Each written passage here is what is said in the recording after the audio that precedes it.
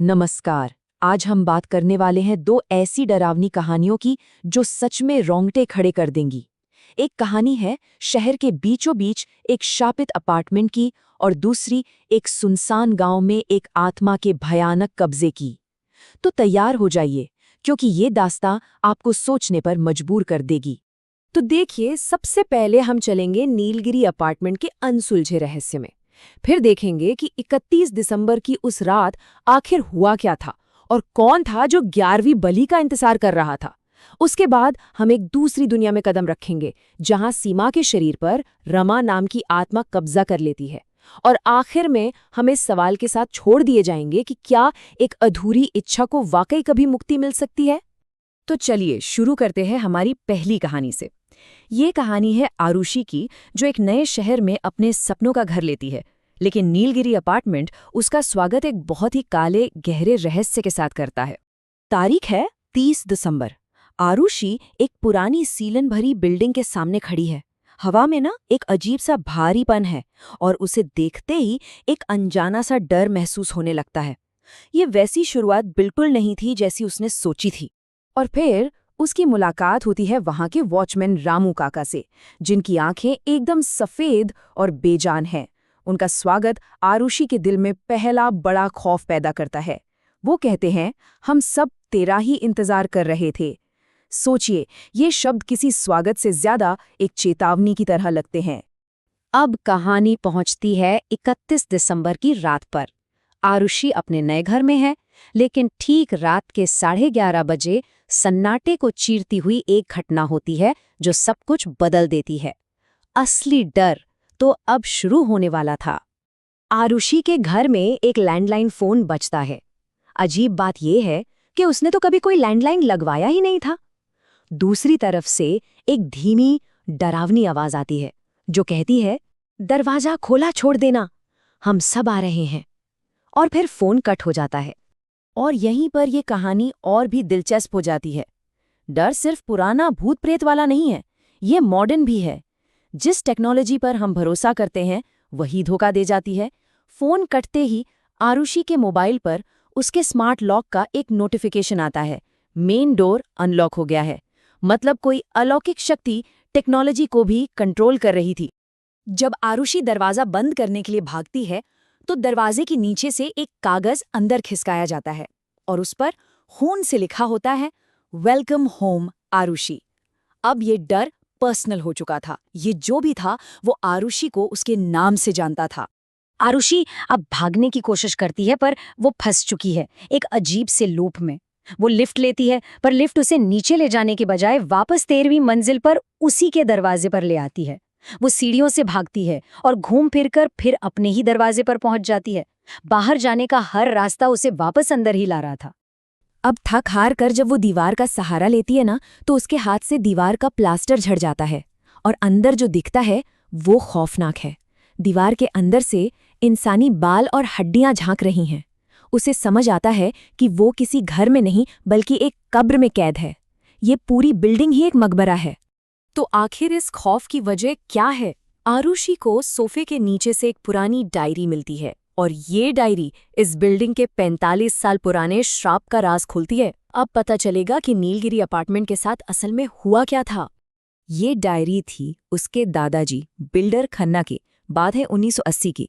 Building के pillar बार बार गिर रहे थे तो खन्ना ने एक तांत्रिक से मदद ली।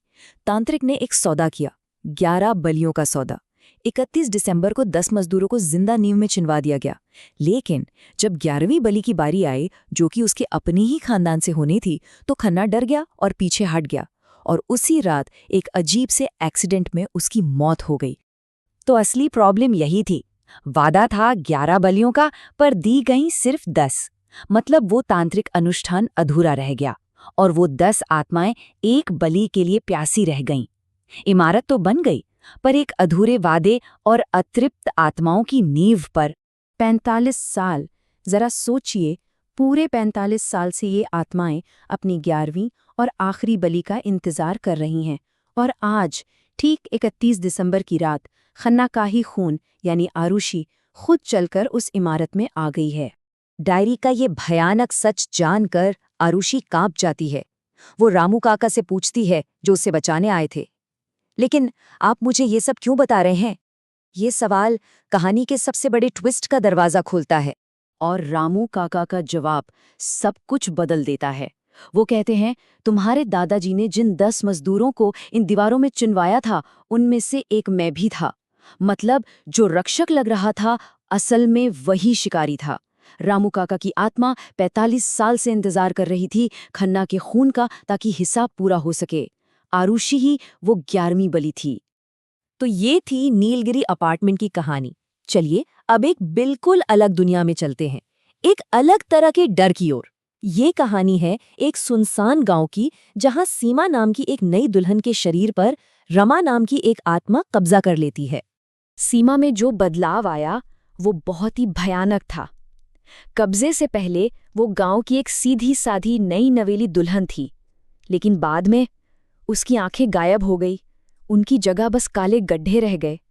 वो कच्चा मांस और आटा खाने लगी और उसके शरीर से एक अजीब जलने जैसी बदबू आने लगी।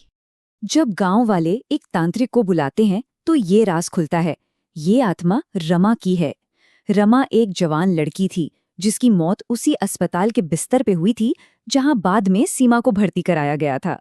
अपनी कुछ इच्छाएं अधूरी लिए रमा की आत्मा वहीं भटक रही थी, और जैसे ही उसने सीमा को उसी बिस्तर पर देखा, उसने मौका देखकर उसके शरीर पर कब्जा कर लिया।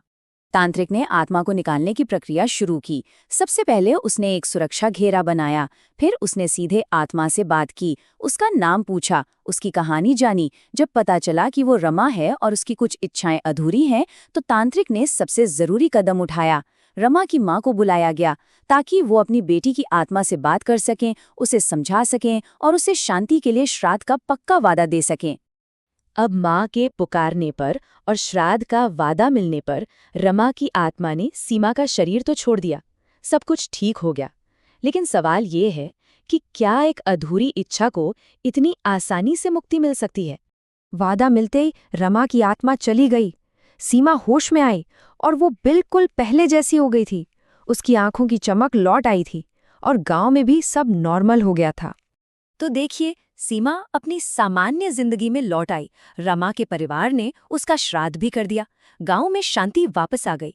कहानी का एक हैप्पी एंडिंग जैसा लगता है, पर क्या सच में? एक सवाल अब भी हवा में तैर रहा है। क्या रमा सचमुच चली गई थी, या वो अभी भी कहीं, शायद उसी अस्पताल के बिस्तर में, किसी नए मेहमान का इंतजार कर रही है? ठीक वैसे ही जैसे नीलगिरी अपार्टमेंट की आत्माएं 45 साल तक इंतजार करती रहीं। ये कहानियां हमें यही तो याद दिलाती हैं कि कुछ इच्छाएं और कुछ वादे मरने के बाद भी जिंदा रहते हैं, बस अपने पूरे होने का इंतजार करते हैं, और इस सवाल का जवाब शायद कभी नहीं मिलेगा।